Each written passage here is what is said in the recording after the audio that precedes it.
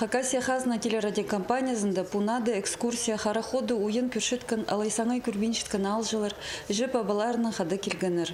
Олың айланемі сөмені Наталья Сукач пер ағылған. Волонтер ипші Николай Олғаның екі жүрек хаданың хадалы проект хостры аймақ тоғыстыра паршы. Кинік балаларны экскурсияларға алшыршы, шапсық тоғазығылар пазашылық ерлер иртіші. Мындық тоғыз тектіңні апарыл бинжі, шағбан жүректі ғипші позыда кинік баланы өскірген. Олғын азаха тұрқсылған.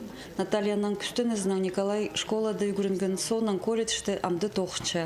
Ол хажыны хыжызы полызе шоқ горда рызынчы шүші. Аның хринді ізістікнен жіпір кайт солалық адай.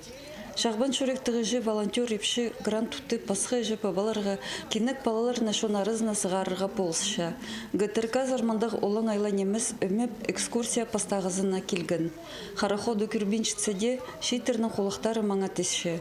Көк пазы үн хостры, әдек холарының тұтқылап болғанна немені сезіні пазы піліп отыршалар. Экскурсия апаршытқын осы Галина Лыкова алжаларына хака студиясын зырхығырған.